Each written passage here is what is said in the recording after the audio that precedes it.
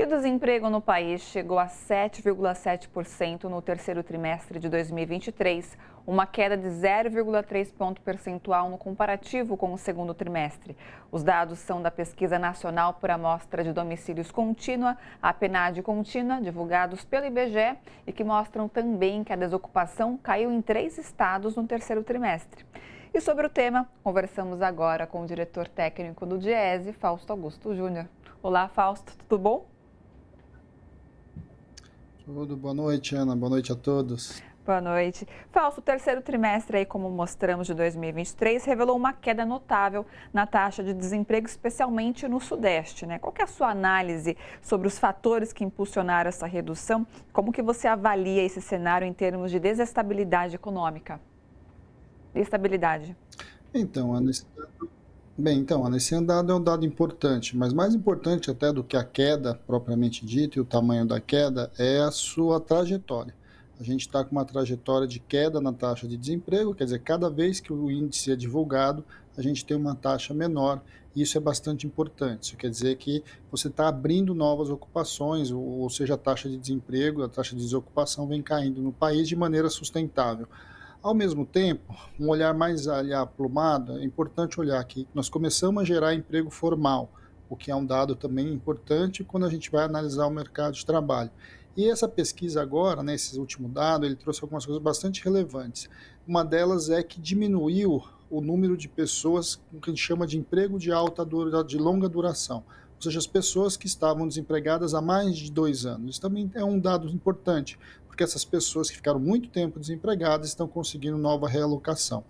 Quando a gente olha aí para o cenário, em especial agora na região sudeste, esse é um outro indicativo importante. A região sudeste, onde tem o maior contingente de trabalhadores, é uma região bastante complexa, com uma economia complexa, e que de alguma forma a queda da taxa de desemprego de maneira bastante expressiva, em especial aqui na região de São Paulo, foi importante e decisiva para esse movimento. Tudo isso vai indicando que nós estamos num processo de recuperação econômica e, ao mesmo tempo, de reorganização do próprio mercado de trabalho. É claro que está muito longe do que a gente precisa, né? A gente tem muito que avançar, em especial com relação à informalidade, que ainda continua bastante alta em nosso país. E Fausto, você mencionou sobre a quantidade de pessoas procurando empregos há mais de 2 anos, né, que mostrou aí, no caso, uma redução. Como você interpreta essa mudança e que medidas podem ser implementadas, né, para sustentar essa tendência positiva? Bem, para você continuar com a taxa de desemprego baixa, avançar ali na geração de postos de trabalho, nós precisamos ter crescimento econômico e nós precisamos ter política ativa de distribuição de renda. Certamente a questão da política de valorização do salário mínimo tem contribuído para aumentar o comércio, para aumentar a venda, para aumentar a produção, para fazer a economia girar em vários lugares do nosso. Mas é claro que nós vamos construir isso de maneira mais sustentável, de maneira mais longa, que de alguma forma passa por taxa de juros mais baixas, passa por maior taxa de investimento e de alguma forma ampliação da distribuição de renda e melhoria da renda. Um dado dessa pesquisa também mostra que nós estamos crescendo a renda, mas muito aquém da necessidade. Nós estamos com uma renda equivalente a 10 anos atrás, ou seja, o Brasil precisa ampliar a sua distribuição de renda, ampliar a renda média do trabalhador, para que de alguma forma o mercado de trabalho possa ser retomado e ser reativado de maneira sustentável, principalmente no longo prazo. Porque, em falar sobre a questão do emprego, Fausto, mostramos há pouco sobre a desoneração, né? Eu gostaria que você desse a seu ponto de vista, fizesse uma análise sobre esse tema, inclusive sobre a questão do emprego, né? Há um burburinho aí no mercado, se há essa grita no mercado, se há verdade, há motivos, né, para que isso aconteça. O debate da desoneração da folha é um debate bastante complexo, né? Porque nós estamos falando de custos sobre o emprego, de certo modo, mas ao mesmo tempo nós estamos falando de desoneração, ou seja, retirada de recursos da Previdência. É um debate complexo e que precisa de mais tempo para ser discutido, inclusive.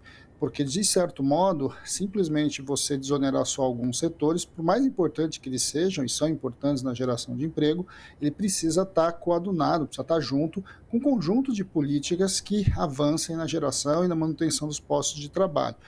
A questão da desoneração, de alguma forma, precisa estar sempre atrelada a compromissos dos setores que estão sendo desonerados, compromissos que, no mínimo, mantenham aí os níveis de emprego. Eu acho que esse é um debate que precisa ser feito. A gente sabe que já está acertado, inclusive, foi anunciado pelo ministro Haddad, mas já tinha sido anunciado, inclusive, antes na discussão da reforma tributária, que os impostos, né, ou seja, que os encargos sobre a folha seriam discutidos em 2024. Eu acho que esse é um momento importante. Pensar a desoneração da folha não pode ser pensada só para um setor ou outro, mas tem que ser pensado no bojo de, afinal de contas, como é que a sociedade brasileira vai arcar e arca com as despesas previdenciárias, num país que envelhece de maneira muito acelerada. Vamos lembrar que lá em 2019, em toda a discussão que a gente fez sobre a reforma da Previdência, o que se falava o tempo todo é que faltava dinheiro da Previdência, faltava dinheiro da Previdência. Então a sociedade precisa sentar e precisa discutir. Quem paga essa conta da Previdência? Não pode ser só o aposentado, não pode ser só o trabalhador, tem que ser distribuído para o conjunto das empresas e para o conjunto dos setores. Perfeito. Fausto, obrigada, viu, pela sua participação nesta sexta aqui no seu jornal. Um ótimo final de semana e até a próxima. Bom fim de semana a todos, até a próxima.